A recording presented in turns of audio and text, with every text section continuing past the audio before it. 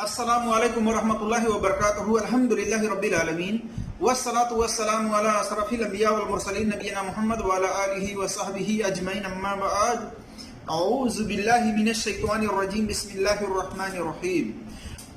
क़ाल अल्लाहु तबारक व तआला फ़ी क़ुरआनिल मजीद व यज़कुरु अस्मल्लाहि फ़ी अय्यामिन मालूमात अला मा रज़क़हुम मिन बहीमतिल अनआम फकुलू मिन्हा व अतीमुल बाइसल फ़क़ीर। रब्बि इश्रह ली सदरी व यस्सिर ली अमरी वहलुल उक़दतम मिन लिसानी यफ़क़हू क़ौली रब्बि ज़िदनी इल्मा। मेरे अज़ीज़ दोस्तों और भाइयों और मेरी इस्लामी ख़वातीनो हज़रात, मैं अल्लाह तबारक व तआला की तौफ़ीक़ से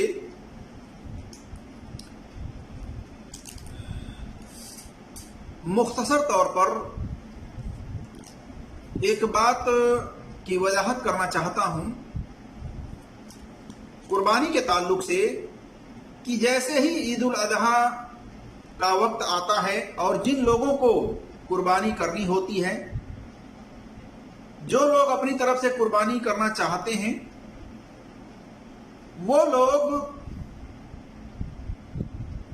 खाने पीने को तर्क कर देते हैं उस दिन, उस वक्त तक जब तक कि जानवर ज़िबह न कर दिया जाए, जब तक कि कुर्बानी न कर दी जाए। फिर जब कुर्बानी कर दी जाती है तो सबसे पहले वो उस जानवर के गोश्त या उसके कलेजी का नाश्ता करने के बारे में सोचते हैं या उसको खाना वो जरूरी समझते हैं। उससे पहले वो खाना पीना जरूरी नहीं समझते हैं, बल्कि उस वक्त तक जब तक कि ईद के नमाज के बाद कुर्बानी न कर दी जाए, जानवर ज़िबह न कर दिया जाए, उस वक्त तक वो खाने पीने को तर्क कर देते हैं। क्या उनका इस तरह से खाने पीने को तर्क करना और रोजे की नीयत से उस वक्त तक रोजा रखना, यानी आधे दिन का रोजा रखना, क्या ये दुरुस्त है दलील के रूप से? या क्या इस शर्त के साथ कुर्बानी करना कि हम उस वक्त तक कुछ खाएंगे पिएंगे नहीं जब तक कि कुर्बानी न हो जाए, क्या ये शर्त रखना सही है या सही नहीं है? या इसी तरह से कुर्बानी करने से पहले जिसके तरफ से कुर्बानी की जा रही हो अगर कुछ खा पी ले तो क्या वो गुनहगार होगा या गुनहगार नहीं होगा? इस बारे में मैं तफसील के साथ, दलील के साथ आपके सामने बात रखने की कोशिश करूंगा। अल्लाह तबारक व तआला से दुआ है कि अल्लाह तबारक व तआला हमें हक बात और सच बात कहने की तौफीक अता फरमाए, और जो हमसे लफ्जी तौर पर कहने में खताएं हों अल्लाह तबारक व तआला उसको माफ फरमाए। आमीन या रब्बल आलमीन। मेरे अजीज दोस्तों और भाइयों, जैसा कि हमने आपके सामने कुरान की एक आयत सूरह हज आयत नंबर 28 की तिलावत फरमाई, जिसमें अल्लाह तबारक व तआला ने फरमाया वयज़कुरु अस्मल्लाहि फ़ी अय्यामिन मालूमात अला मा रज़क़हुम मिन बहीमतिल अनाम फकुलू मिन्हा व अतीमुल बाइसल फ़क़ीर। और वह मालूम दिनों में अल्लाह का नाम जिक्र करें, यानी जो चौपाए हैं जिनकी कुर्बानी करनी है, उनकी कुर्बानी करते समय, ज़िबह करते समय बिस्मिल्लाह वल्लाहु अकबर पढ़ें, कहें और उनको इस तरह से ज़िबह करें। अल्लाह तबारक व तआला ने जो चौपाए दिए हैं उनको ज़िबह करते वक्त बिस्मिल्लाह अल्लाहु अकबर कहना है। इसी तरह से अल्लाह तबारक व तआला ने फरमाया उनमें से खुद भी खाओ और भूखे फकीर को भी खिलाओ। तो अल्लाह तबारक व तआला ने जो कुर्बानी करता है उसको भी खाने का हुक्म दिया है, और जो भूखे लोग हैं, फकीर लोग हैं, जरूरतमंद हैं, उनको भी खिलाने का अल्लाह तबारक व तआला ने यह हुक्म दिया है। और इसमें यह बात ये भी जान लें कि मुस्लिम और गैर मुस्लिम दोनों शामिल हैं। जो भी जरूरतमंद है वो चाहता है उसको आप कुर्बानी का गोश्त खिला सकते हैं। इसी तरह से मेरे अजीज दोस्तों और भाइयों और मेरी इस्लामी ख़वातीनों हज़रात, कुर्बानी करने वाला कुर्बानी का गोश्त کھائے یعنی اس سے پہلے کچھ نہ کھائے کیا ضروری ہے؟ اسی طرح سے کیا قربانی عید کے بعد گوشت یا کلیجی کھانا قربانی کرنے والے کے لیے واجب ہے؟ کیا قربانی ہونے تک روزہ رکھنا یہ اس کے لیے ضروری ہے؟ تو آئیے ہم اس کے بارے میں کچھ حدیثیں آپ کے سامنے رکھنے کی کوشش کرتے ہیں۔ تو دیکھیے، ایک روایت جو ہے مسند احمد کے اندر جلد نمبر 1 صفحہ نمبر 314 پر ہے، جس میں نبی صلی اللہ علیہ وسلم نے قربانی کی تو حکم دیا کہ ہر اونٹ کے گوشت کا ایک ایک ٹکڑا نکال کر پکا لیا جائے۔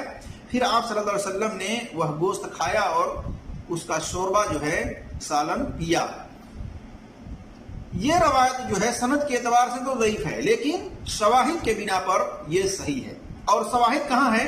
ایک لمبی حدیث ہے، جیسا کہ صحیح مسلم کے اندر حدیث نمبر 1218 اور 2950 پر دیکھ سکتے ہیں۔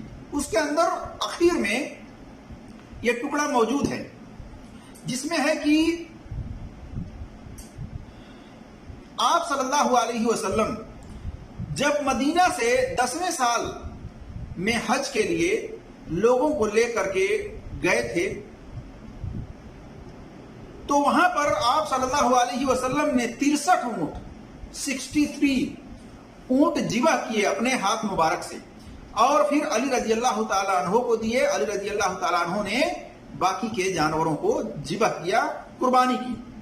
پھر آپ صلی اللہ علیہ وسلم نے حکم دیا کہ ہر اونٹ میں سے ایک ایک ٹکڑا لیں اور ایک ہانڈی یعنی برتن میں ڈالا اور پکایا گیا۔ پھر آپ صلی اللہ علیہ وسلم نے اور علی رضی اللہ تعالی عنہ نے دونوں نے اس میں سے گوشت کھایا اور اس کا شوربہ یعنی سالن پیا۔ اہل علم اس بارے میں کہتے ہیں کہ اگر کوئی جو قربانی کرنا چاہتا ہے، جس کے طرف سے قربانی کی جا رہی ہے، اگر وہ یہ چاہتا ہے کہ ہم اپنی قربانی کیے ہوئے جانور کا گوشت جب قربانی کر دی جائے نماز عید الاضحیٰ کے بعد، تو اس کا گوشت یا کلیجی بنا کر کے ہم اس سے ناشتہ کریں، اس کو کھائیں، تو ایسا کرنا کوئی حرج نہیں، وہ کھا سکتا ہے۔ اور یہ آپ صلی اللہ علیہ وسلم کا طریقہ بھی ہے، جیسا کہ حدیث سے ثابت ہوتا ہے۔ لیکن اس سے پہلے کھانے پینے کو ترک کرنا، اس کو گناہ سمجھنا، یہ درست نہیں ہے۔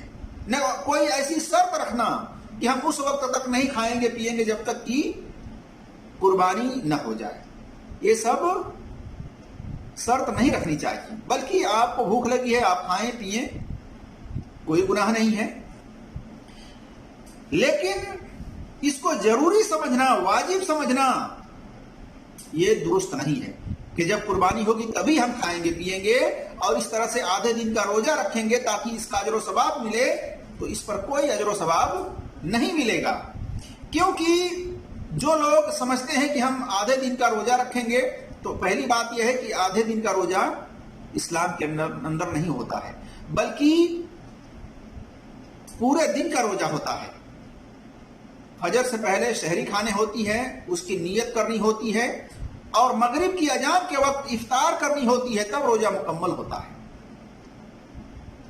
آدھے دن کا روزہ نہیں ہوتا ہے۔ اور پھر عیدین کے دن روزہ رکھنا، یہ آپ صلی اللہ علیہ وسلم نے منع کیا ہے۔ عید الفطر کے دن اور عید الاضحیٰ کے دن روزہ رکھنے سے آپ صلی اللہ علیہ وسلم نے منع فرمایا ہے، جیسا کہ صحیح بخاری میں حدیث نمبر 1990 پر دیکھ سکتے ہیں، اور صحیح مسلم میں حدیث نمبر 2671 ہے اور 1137 پر دیکھ سکتے ہیں، اور بھی سنن اربع کے اندر یہ حدیث موجود ہے۔ اسی طرح سے امام مالک رحمۃ اللہ علیہ کہتے ہیں، میں اسے پسند کرتا ہوں کہ قربانی کا گوشت قربانی کرنے والا کھا لے، کیونکہ اللہ تبارک و تعالیٰ کا حکم ہے کہ خود بھی کھاؤ اور بھوکوں کو بھی، غریبوں کو بھی، ضرورت مندوں کو بھی کھلاؤ۔ جیسا کہ آپ دیکھ سکتے ہیں تفسیر ابن کثیر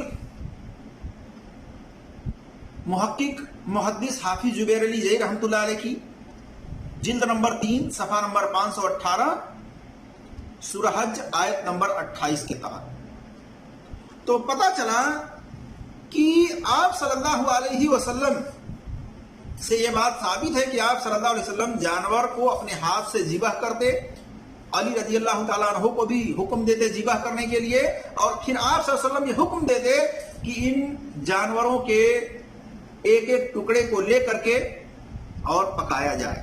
جب پکا دیا جاتا تو آپ صلی اللہ علیہ وسلم اس کو کھاتے اور اس کا شوربہ پیتے۔ تو دیکھا جائے تو اس شخص کے لیے یہ بہتر ہے جو اپنے ہاتھ سے قربانی کرے، اپنی طرف سے اپنے ہاتھ سے قربانی کرے اور پھر وہ اس کو پکا کر کے کھائے اور دوسروں کو بھی، ضرورت مندوں کو بھی کھلائے۔ لیکن اپنے یہاں دیکھ لیجئے عام طور پر لوگ اپنی طرف سے قربانی کرتے ہیں، لیکن جانور ذبح کرنے کا وقت جب ہوتا ہے تو دوسروں کو باہر سے بلا کر کے جانور کی قربانی کراتے ہیں، جانور کو ذبح کراتے ہیں۔ ان کے اندر اتنی صلاحیت نہیں ہوتی۔